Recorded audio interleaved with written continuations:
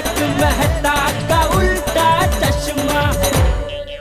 लेकिन एक बात का अफसोस रहेगा यारो, अपनी पार्टी शार्टी का प्लान फ्लॉप हो गया।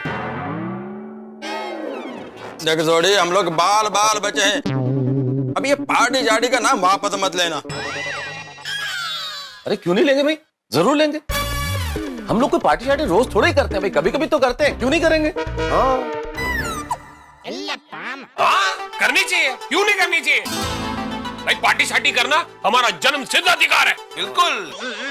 अरे भाई, जन्म सिद्ध अधिकार हो ना हो सोडी, हमें अपनी खुशियां सेलिब्रेट करने का पूरा अधिकार है। बिल्कुल है, बिल्कुल है। अरे कब तक हम लोग डर डर के जिए, पार्टी शार्टी तो बनती है। वही बात है। अरे पर मुझे सबसे ज्यादा तो यार वो पोपटलाल के बारे में सोच सोच के हंसी आती है। ना तो बेचारे की बीवी है, ना कोई रोकने टोकने वाला है, लेकिन हमारे चक्कर में वो भी पार्टी शार्टी नहीं कर सकता। लेकिन अगली बार यारो ऐसी प्लानिंग करेंगे ना कि अपनी पार्टी शार्टी होके रहेगी। हाँ, बिल्कुल सही बात है। कोमल ने बहुत कोशिश की मुझे कसम खिलाने की। वैसे तो मैं खाने के लिए कुछ मना नहीं करता, पर कसम नहीं खाई मैंने। वाह वाह आती भाई वाह, बहुत बड़ी बात है। माधवी ने भी मुझे कसम खिलाने की बहुत कोशिश की। मैंने छींक खाई लेकिन कसम नहीं खाई। अरे मैं खुद भी कम नहीं हूँ भाई। अंजलि मेरी शेरनी है तो मैं भी ऐसा शेर हूँ जो ऐसे ढेर नहीं होता। अरे बापूजी ने भी बहुत कोशिश की मुझे कसम खिलाने की, लेकिन मान जैसे तैसे करके मैं बच के निकल गया। निकल के मतलब कसम तो नहीं खाई ना? अरे अजीब बात नहीं। ओहो, गुड गुड गुड। मतलब कोई भी कसम में बंधा हुआ नहीं है। नहीं भाई नहीं। मतलब अगली बार हम लोग पार्टी शार्टी कर सकते हैं। तो जब भी पार्टी करेंगे ना तो फुल एंजॉय करेंगे, लेकिन चुपके चुपके। क्या ये क्या चुपके क्या?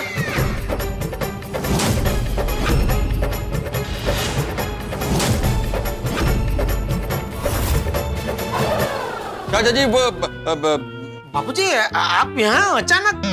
हाँ, लेकिन तुम सब लोग इतने डरे हुए क्यों लग रहे हो?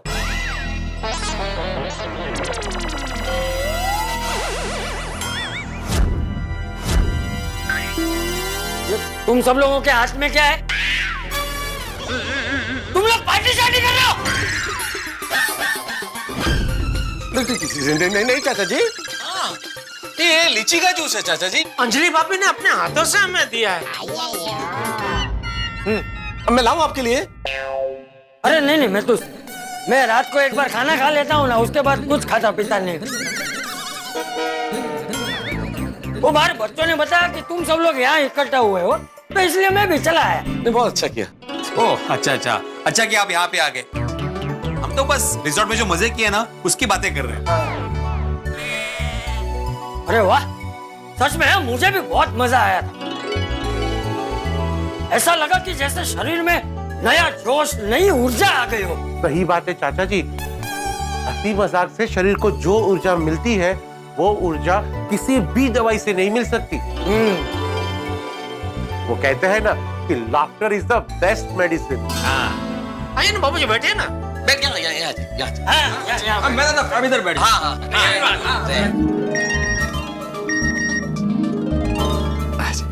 Thank you very much.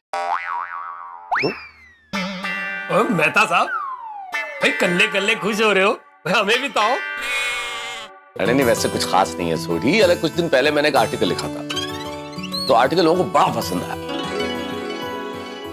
इतना पसंद आया कि उसके प्रशंसात्मक संदेश अभी तक आ रहे हैं। तो आज भी किसी ने लिखा कि भाई कुछ दिनों पहले आपने जो लिखा था वो कमाल था। तो वो ही धन्यवाद दे रहा था। Thank you. अच्छा, क्या कौन सा आर्टिकल लिखा था? यार जेठालाल, कमाल कर दो तुम खुद को मेरा परम मित्र कहते हो और तुम मेरा आर्टिकल भी नहीं पढ़ते। नहीं, वैसे तो मैं पढ़ता हूँ मेहता साहब, लेकिन बीच में एक आध दो पढ़े वो थोड़े समझ में नहीं आए, तो तब से थोड़ा। मेहता साहब, मैं भी आपके सारे आर्टिकल पढ़ता हूँ और मुझे समझ में भी आते हैं। आप कौन से आर्टिकल की बात कर रहे हो? अरे दोस्तों, ये आर्टिकल मैंने लिखा था फिल्मी दुनिया में नया दौर लाने वाले, मुश्किलों की गंगा जमुना तैर कर विधाता के आशीर्वाद से मुगले आजम बनने वाले। कभी गोपी तो कभी राम और श्याम, यानी कि अभिनय की दुनिया के असली लीडर, ट्रेजेडी किंग, महानतम अभिनेताओं में से एक, स्वर्गीय श्री दिलीप कुमार साहब के बारे में लिखा था।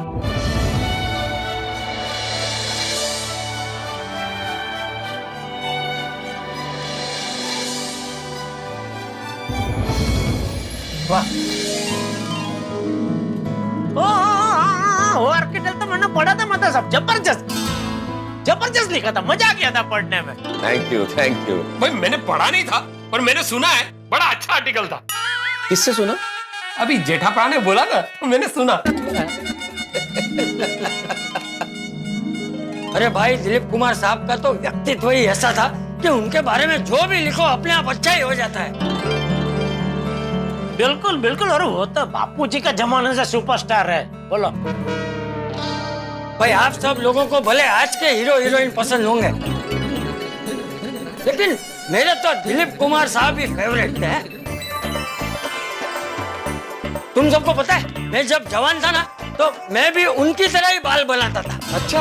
हाँ, अरे लोग मुझे चंपक कुमार भी कहते थे। अरे वाह। अरे वाह, ओ क्या बात है। वैसे मेहता साहब, क्या बात छेड़ी आपने। अभी दिलीप कुमार साहब की बात करेंगे तो पूरी रात कम पड़ेगी। सही बात है। दिलीप साहब मतलब दिलीप साहब। यस। अरे जबरदस्त, क्या कलाकार, एकदम उम्दा, एक नंबर। उनकी कोई भी पिक्चर उठा के देख लो, उनका काम एकदम A1। मैंने बापूजी के साथ उनकी बहुत सारी पिक्चरें देखी है, और उसमें वो जो है ना, उनका फेमस डायलॉग वाली वो जो पिक्चर है मसाल। मसाल नहीं जेठाल, मशाल। स नहीं है, श है, श। मशाल, मशाल। हाँ, वो उसमें लेकिन उनका वो जो फेमस डायलॉग है ना, जब वहीदा रहमान जी बीमार पड़ जाते हैं तो ये दिलीप साहब उनको हॉस्पिटल ले जाना होता है, तो कोई वाहन मिलता नहीं है, तो रास्ते में सब वो वाहन वालों को रिक्वेस्ट करते हैं, भाई। मतलब ना जबरदस्त सीन किया है ना। जब भी मैं देखता हूँ ना, अभी भी कभी टीवी में वो आती है पिक्चर, तो सीन देख के एकदम आंसू आ जाते हैं, एकदम जबरदस्त। इमोशनल रोल में तो दिलीप कुमार साहब जैसा कोई भी नहीं है। सही बात है, तभी तो दिलीप साहब को ट्रेजेडी किंग कहा गया है। आप सबको पता है, दिलीप कुमार साहब ने 22 साल की उम्र में एक्टिंग की शुरुआत की थी, ज्वार भाटा फिल्म से। उन्होंने रुलाने वाले इतने किरदार किए कि उन किरदार का असर उनके दिलो दिमाग पर होने लगा था। फिर डॉक्टर साहब ने उनको सलाह दी कि भाई एक काम कीजिए, आप कॉमेडी किरदार भी किया कीजिए। बिल्कुल। और फिर तो दिलीप साहब ने जो कॉमेडी की है, एक से एक फिल्म है। राम और श्याम, गोपी, आज भी उन फिल्मों को देखो ना तो मजा आ जाता है। बिल्कुल बिल्कुल बाबू, बिल्कुल। ओ यारो, वो मैंने दिलीप साहब की ना देवदास फिल्म देखी थी, उसमें उन्होंने क्या शराबी की एक्टिंग की थी। वो मैंने सुना है वो भी बिना शराब पिए। अरे मुझे हाँ, और छोड़ी मुगले आजम। अरे भाई, मुगले आजम में तो दिलीप साहब ने क्या काम किया था, मानना पड़ेगा। मतलब मुगल सल्तनत और प्रेम कथा का क्या अनोखा संगम था। अरे पूछिए मत चाचा जी, मुझे अभी तक वो मतलब वो छवि दिमाग में अभी तक। और शायद आप सब लोगों को पता नहीं होगा, थिएटर में जब ये गाना बजता था ना, तो लोगों ने इतने चिल्लर उड़ाए हैं कि उन चिल्लर को ऐसे एक के ऊपर एक रखो ना तो 10 माले की बिल्डिंग तैयार हो जाए। उत्तरी। हाँ, मैंने भी सुना ये किस्सा। मैंने मुगले आजम पिक्चर ब्लैक एंड व्हाइट और कलर दोनों में देखा है। अच्छा, कितनी बार देखी? ब्लैक एंड व्हाइट में एक बार और कलर में एक बार, ऐसी 2 बार देखा। अरे मैंने तो 20-25 बार देखी है यार भाई। 20-25 बार? हाँ, इससे तो पिक्चर के सारे डायलॉग याद थे। पढ़ाई में कुछ याद नहीं रहता था, लेकिन पिक्चर के डायलॉग बराबर याद रहते। मैंने दिलीप साहब की इतनी फिल्में देखी, एकदम नेचुरल एक्टिंग। अरे इसलिए तो उनको अभिनय सम्राट कहा गया है। हर एक भूमिका में ना ऐसे वो घुस जाते थे, मतलब वो दिलीप कुमार लगते नहीं थे, वो कैरेक्टर लगते थे। अरे रोल चाहे कोई भी हो, ट्रेजेडी हो, कॉमेडी हो, लेकिन सहजता से निभाते थे। हाँ,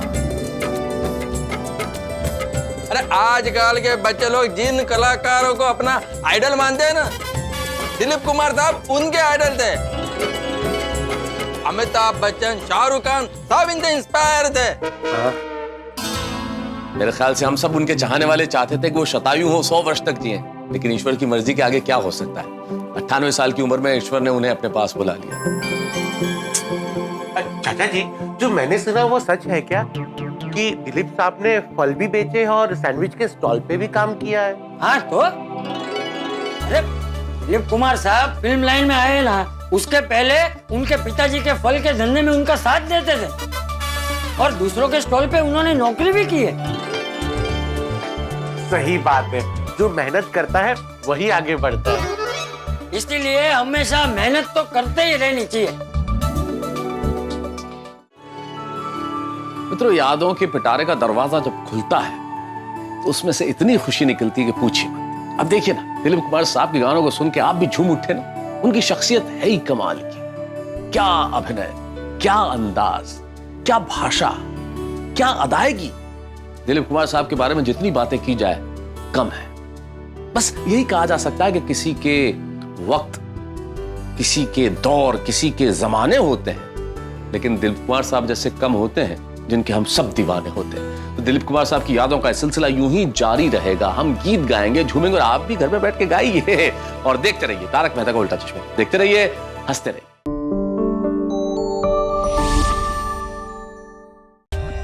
For more updates, subscribe to our channel, click the show links and enjoy watching the videos.